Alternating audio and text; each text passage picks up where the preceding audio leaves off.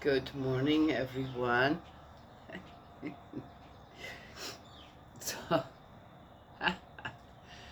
do you guys remember when the first America's Got Talent, aired the first season? It was in 2006. Okay, 17 years ago. Just about now, 17 years ago. And I enjoy every once in a while you come across a video of these amazing talents that we do have now all over the world. Right? Yes, okay, they come from all over the world. Well, guess what? In 2006, that already happened as well. More so with people from other countries that now live here, but you can definitely tell you didn't grow up here. Just like me. And so I started watching the first season. I forwarded a lot. That's nice when the season's already all out and you don't have to, okay, watch what you don't want to. And, well, first of all, the quality of the show now, well, I have never watched a whole season. I just always little videos from people that everybody else thought was really good. 17 years ago. The one thing that really impressed me, or rather I noticed, was that the diversity of talent and people and from all different walks of life, and this was very much already a part of the show. And the judges don't completely different. Where's Simon? Okay, all right.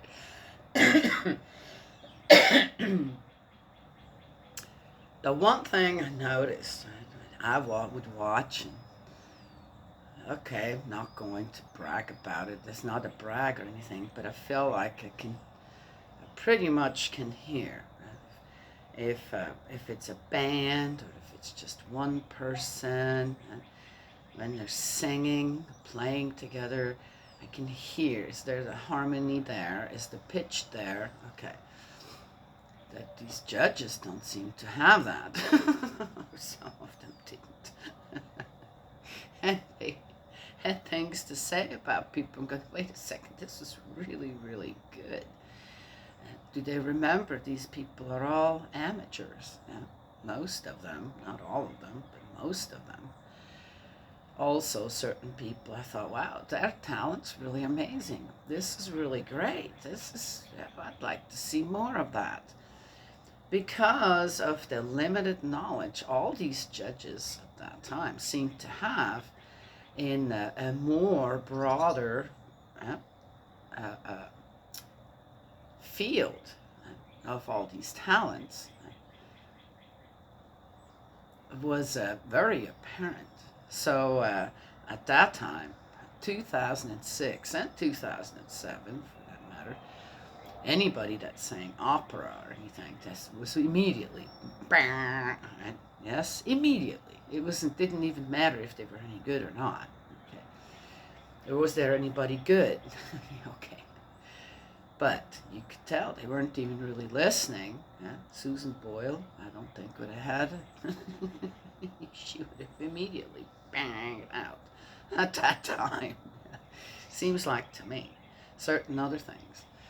And then there was, I was surprised on how much they actually let go through when it came to decency.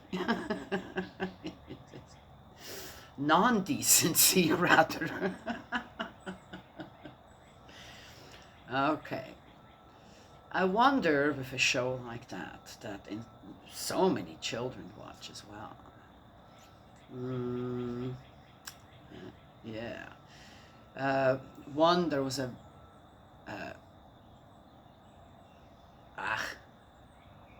tummy talker. I can't say the word. I try. Ventriloquist. My daughter laughs. She says, "Mom, it's not that hard to say." I said, "That's easy for you to say."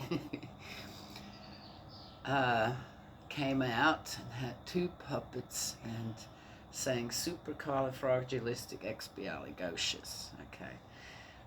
It was great. I thought it was great. This is about talent, right? Yes. Do these judges recognize talent? What does it matter if it is something more geared towards children? Aha. And I said she's very good. She's very, very good. And that was, this was more for children, than adult.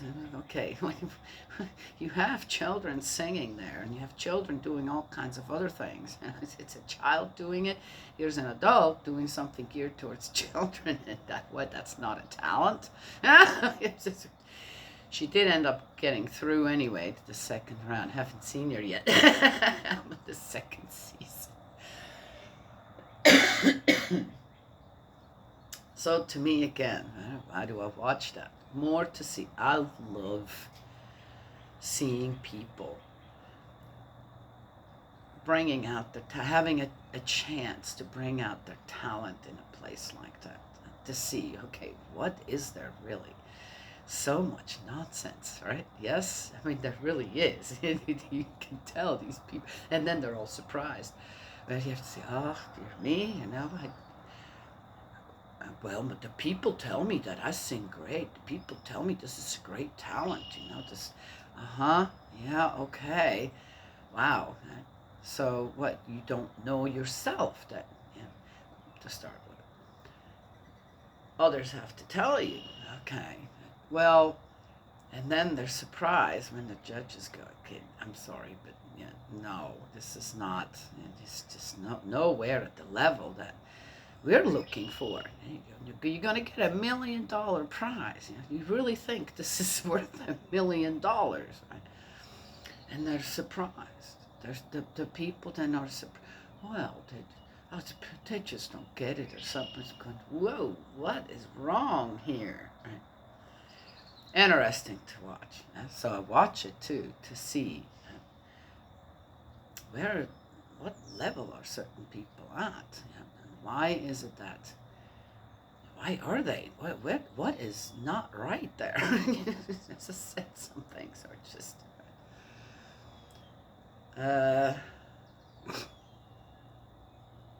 It's amazing to me too, and how many people have talents where they have to undress. It's part of it. There are certain places for things like that, aren't there? If people really feel the need to do that. But again, is that a part of it? Is that a talent? I don't know. I don't think anybody can do that. Or, yeah, okay. Just. But the one thing, the main thing that I noticed is the diversity that was going already everywhere. I mean, it doesn't matter. 2006 season, the first season, the second season, go and look. Everybody is there from all over, what you call diversity. And they're very much trying to give people that, I'd say, no. If I were a judge there, I would completely judge differently. Yes, okay. Well, they're supposed to. I found, well, okay, maybe, but I think that in the first season especially, the judges were way too one-sided. Yes, that's what I thought. Yes, yeah. Interestingly enough, the American public, at that time, they knew what they wanted. Yes.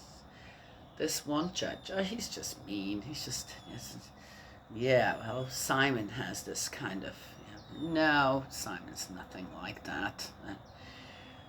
This guy's just destructive when it comes to talking to people when he doesn't like something. He's not nice. He was not nice. He was not. That's not. I would have never put that guy in as a judge.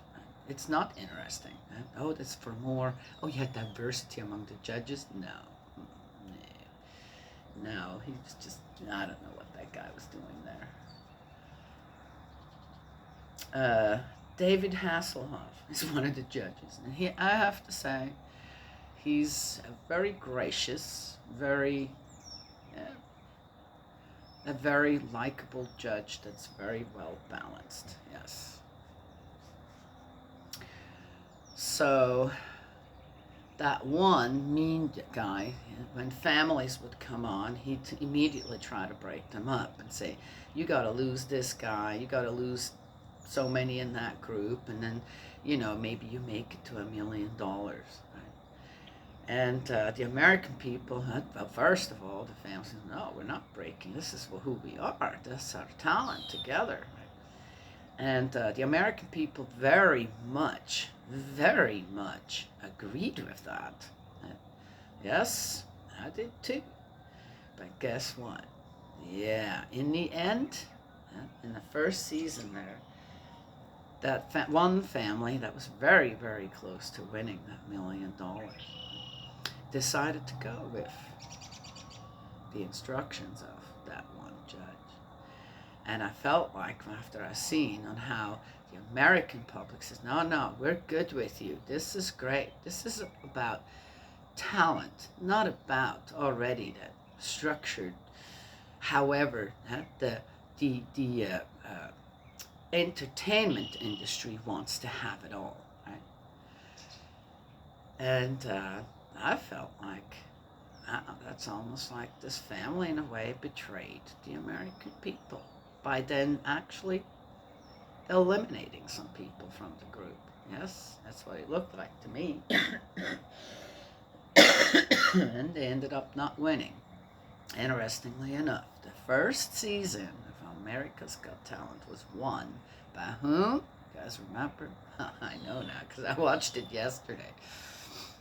Is an 11-year-old girl with an amazing voice. She absolutely deserves to win. This wasn't just, she did, the right person did win there. Though it was very close with other people. Find it interesting though. Yes, the American public very much values family values. It's good to see. And again, on how you could tell with these three judges on what kind of a almost closed environment they were living in when it came to entertainment, and didn't have that broadened view, right? Broadened knowledge. For example, there was a piano player. He was amazing. I thought he was great. And because, well, piano playing belongs into what? A bar? That's what the one judge said, the mean guy said. It wasn't good enough. I thought it was great. I wanted to hear more. Okay. All right. So there it is, right? I can just now judging. But one thing came to my mind as well. Judging is not an easy thing to do. And if as a judge of anything, you don't have the knowledge of it all, if you don't know how difficult something can be to do because you have no idea about it, or it isn't, oh, well, that's not, I have no, if a judge doesn't have knowledge in the surroundings of a person that they need to judge and know some of their story, yes, then a judge shouldn't be a judge. The qualifications are not there. Just to know the laws is not enough, in my opinion. And then again, if a judge would just stick, now we're getting into the broader field of judging, the 10 Commandments, it goes, okay, what happened here and which commandments were broken, and we're going from there, then the judge would have more time. Any judge would have more time to get to know the whole situation, rather than what just was given on paper. 2D, not 3D, right? Yes? Okay. Well, let's get into it here. So,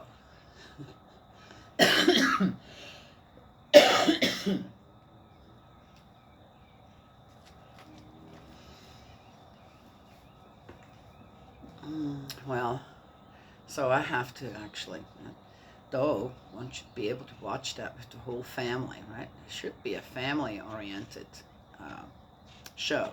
In 2006, I think it's more so now than it was in 2006.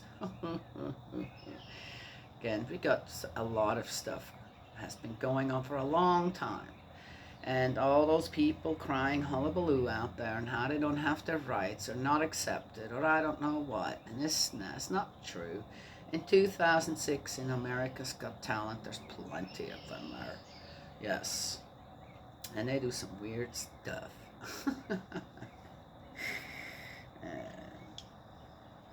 So, don't want to hear it anymore. Done.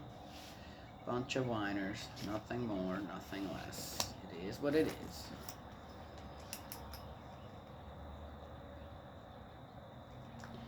So I've broadened my horizon with, it's been going on.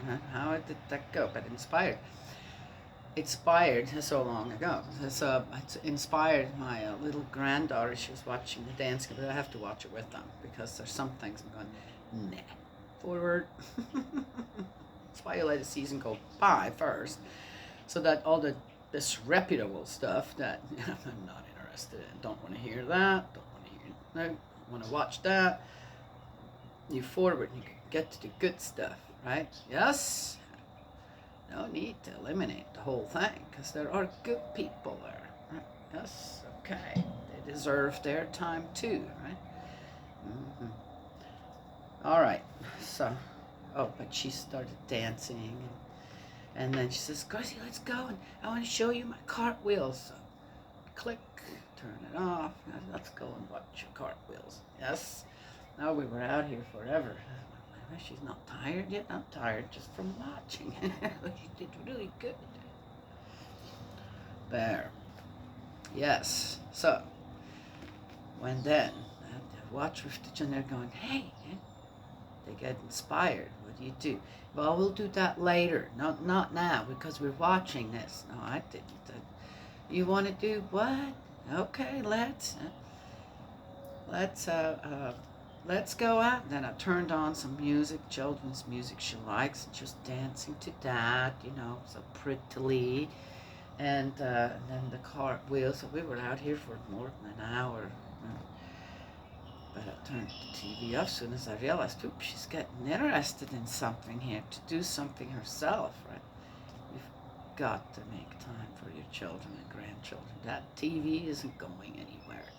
It's not walking away. Every show you can rewatch that you missed, blah, blah, blah.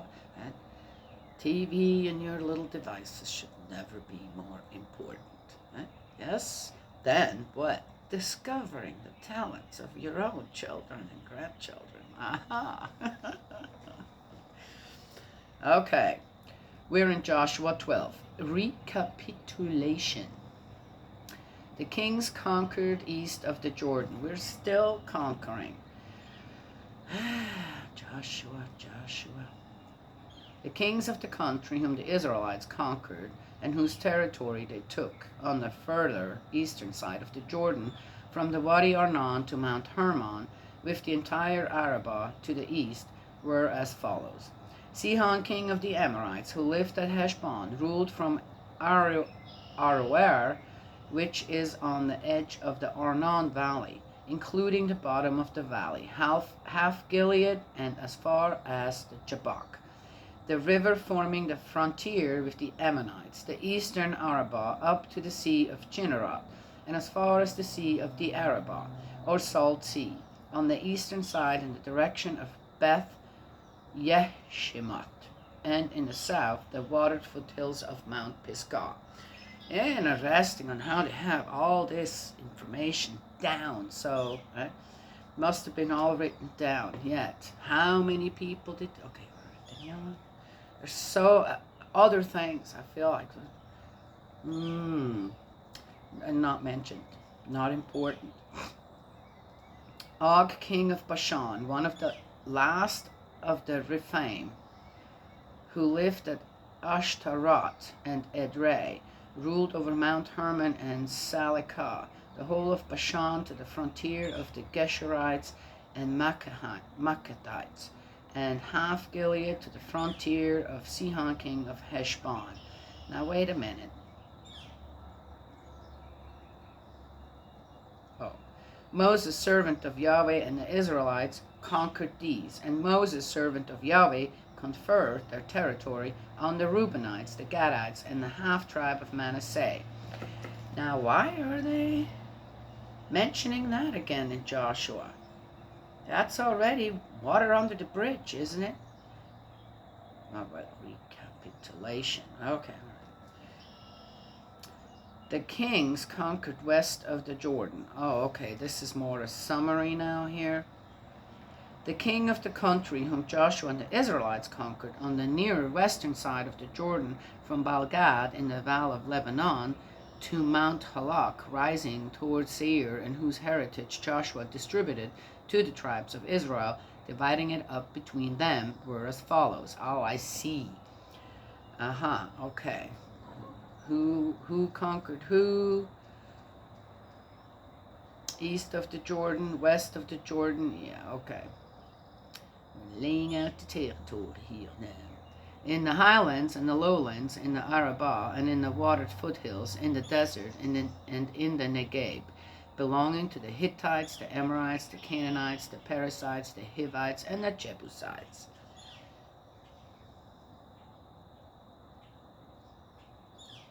Oh, guess, look here. Now, we're going, every one of these towns already had a king. Now remember, the Israelites don't have a king yet, but having kings, that's what it says here.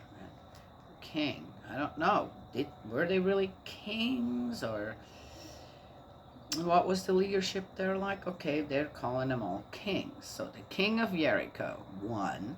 The king of Ai near Bethel, 1. The king of Jerusalem, 1. The king of Hebron, 1. The king of Yarmut, 1. The king of Lachish, 1. The king of Eglon, 1. The king of Gezer, 1. I know this is really boring, but someone thought it was important to let everybody know how many kings the Israelites conquered and slaughtered. The king of Debir, 1. The king of Geder, 1. The king of Hormah, 1. The king of Arad, 1. The king of Libnah, 1. The king of Adullam, 1. The king of Makkedah, 1. The king of Bethel. Now, Libnah and Adullam. Have we heard of those before? I guess, I don't know. Did we really hear about all the kings? They just mentioned some. They didn't mention this many.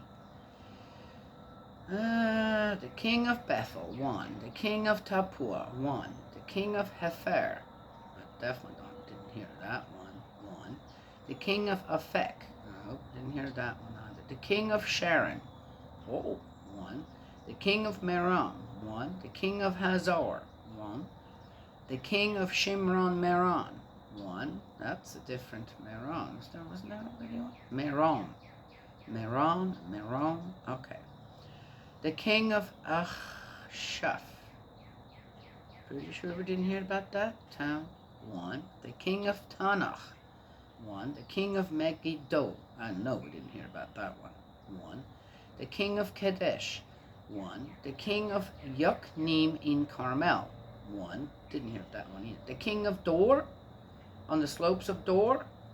Didn't hear that one. 1. The king of the nations in Galilee. 1.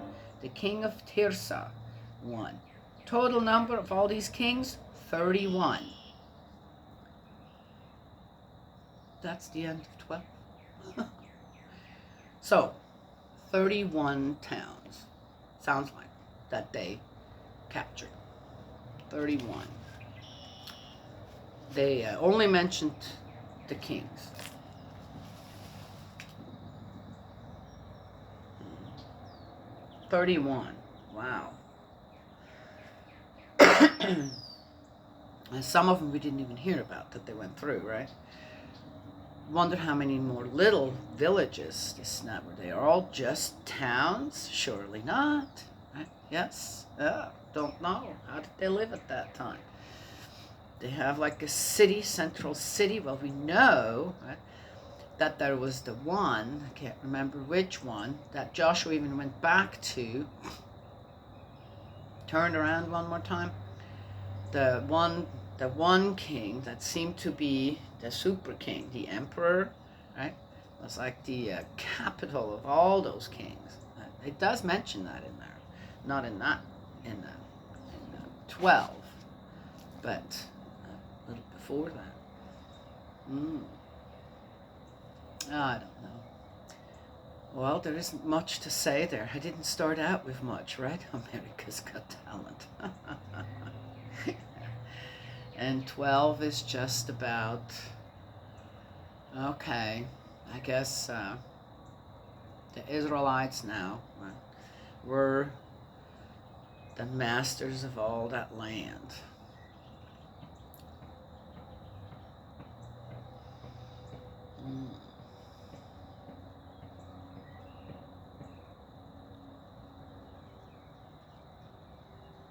I really much believe in this saying that with great power comes great responsibility.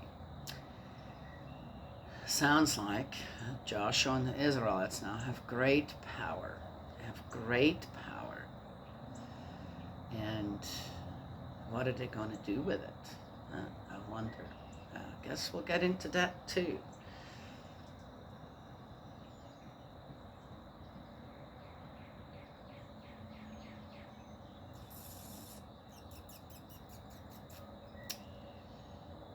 Yes.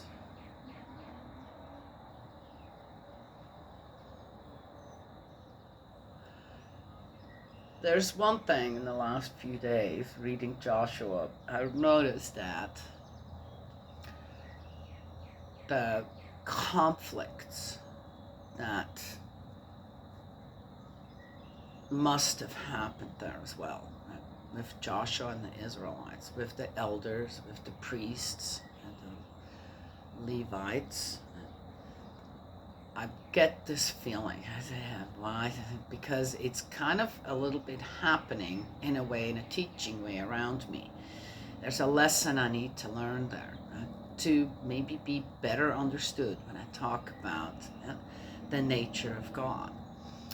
And I found that there is this fine line on where one needs to be involved and where one doesn't get involved. And when you kind of walk this straight and narrow path, or you at least try, their conflict will arise as well. With whom? Nature, the animals, the plants? Is it? No, it's always with people. Right? And reading all this, and again, okay, so how much of that is true? How much was given properly? Right? And how much did God have to do with it? Because that's kind of, we're only, most of the time what I find, when people preach or teach about the Bible, it's, on how God's included, what the commands are, how do you fear God? And, okay, all right, it is true, isn't it? And rather than look at, okay, if one truly follows the Ten Commandments, you are going to hit conflict with people. You just are. It's and it's going to come towards you. That's it. It's an interesting thing. I don't know how that happens. One has to be ready for that. You have to be prepared. People could say call it a backlash, right? Yes, but I'm working so hard towards the reputation of God. I'm really trying to give what Spirit World wants to give in a way, as a messenger, no more, no less. Right? All right, I give always a little more to be better understood.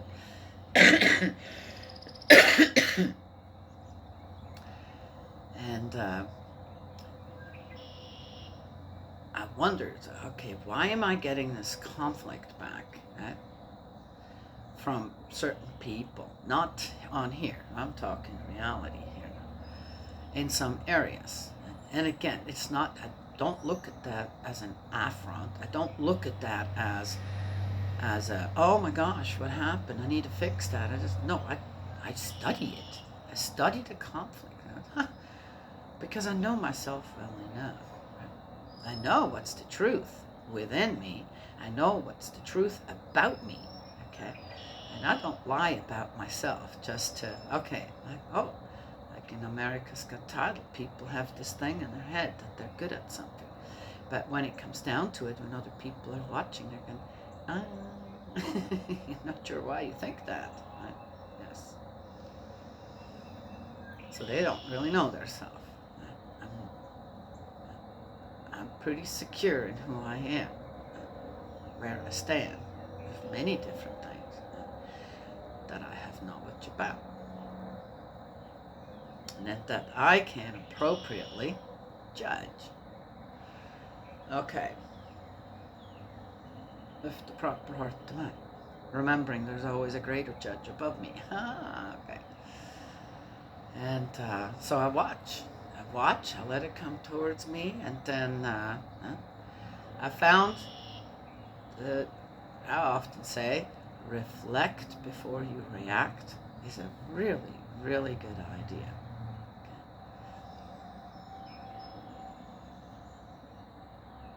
Okay. Even with someone face to face. How do you get out of this? Okay, I'm going to pray about that. I'll talk to you about that next time. It's a good way to take a step back from an escalating situation. Right? Yes? That has no, will not bring any kind of solution, or right? It's just going to get worse and worse. The conflict will get worse and worse. Right? Yes? Then you suddenly get pulled into something you don't want to be a part of anyway. Right? So that's kind of, and I'm going, interesting. On how affected I am by Joshua in a way where I'm going, dear me, what's the conflict here between God and Joshua? Right? What is it that's not working right there? What was it that may not have at the conflict between God and Moses as well? Did everything just go hunky-dory there? I don't think so. And I feel like from Spirit World I'm getting this lesson again. Look, we're going to use some people around you, right? Just for. That doesn't mean that one then has to react towards in the way that one gets it in. Just go with the lesson. Okay, I'm learning about this in my own surroundings so that then I can teach again. Right? Yes? So, we'll see where that goes. And I said, I just step back and go. And I do put people in their place, saying, excuse me. You may know one thing, but I know better when it comes to my own self. Yes? And that is that. And you laugh it off. I do. That's what I do. And the other person goes, yeah. Why didn't I get the fight I wanted? Yes. So, which brings us back to America's Got Talent. These judges that sit there, right, and get to judge people. If one's not ready to be judged according to who you think you are, your talents are, this and that, then don't stand in front of judges. Right? Yes? That's another thing too. Let that one judge too, just to me. Just to me. Okay? It's just too mean. One could let people down a bit more with love and care and hope. Give them hope, right? Yes.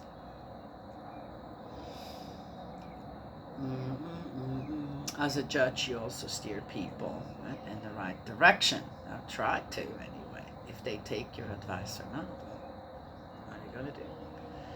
Again, what are you going to do?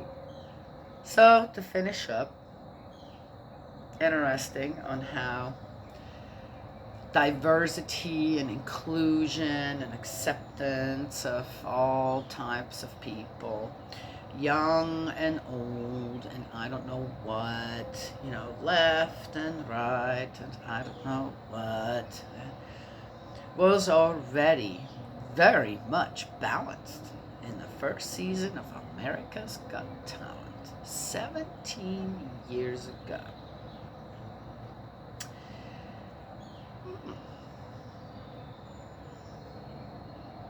Interesting. Yeah. So, what are people complaining about now? Is it really about inclusion and acceptance of certain people, or is it something else going on? What's the conflict truly? What are some people after?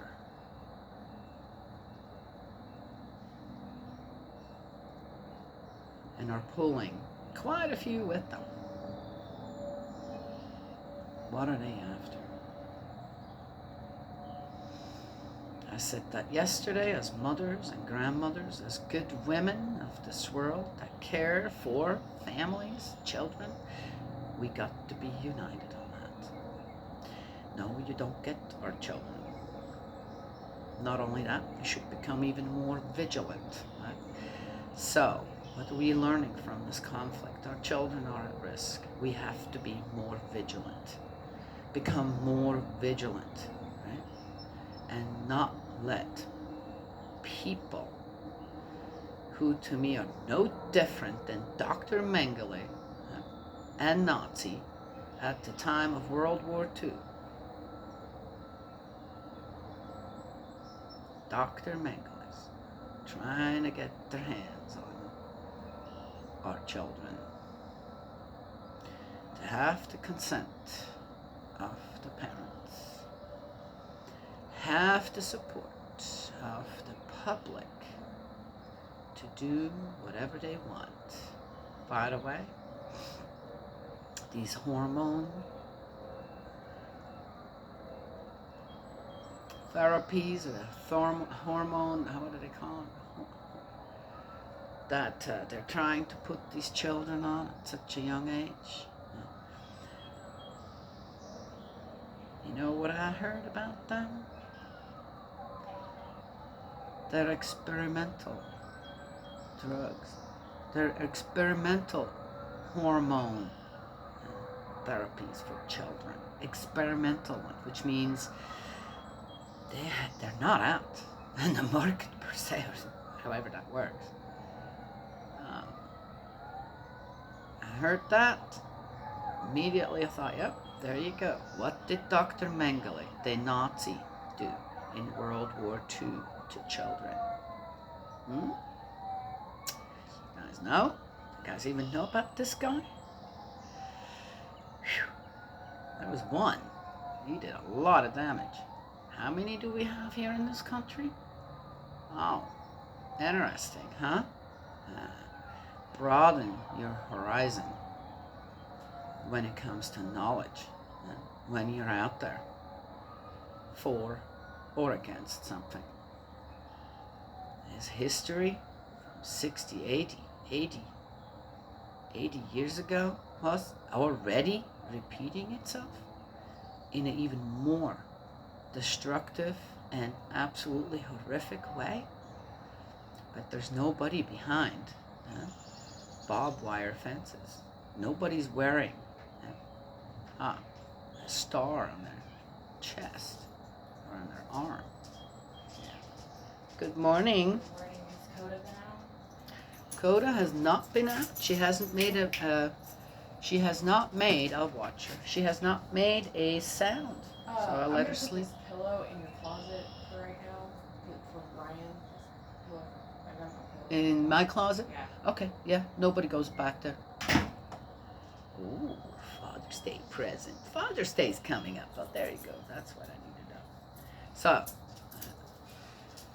we come across conflict to, disassemble conflict. But in what way? In an informed way. Yes? Yeah. Oh, interesting. What we're all getting into. So, I'm going to finish up with Father's Day. Father's Day is coming up. Yes, yes. Remember the good fathers, right? Yes, yeah, yep. They deserve one day a year as well, don't they? One day. Okay, I'm not going to get into that one.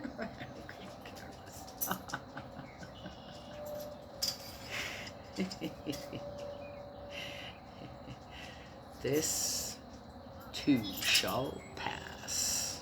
Yes, it will. And we want to come out on the other side a healthier, more content people, don't we? Yes.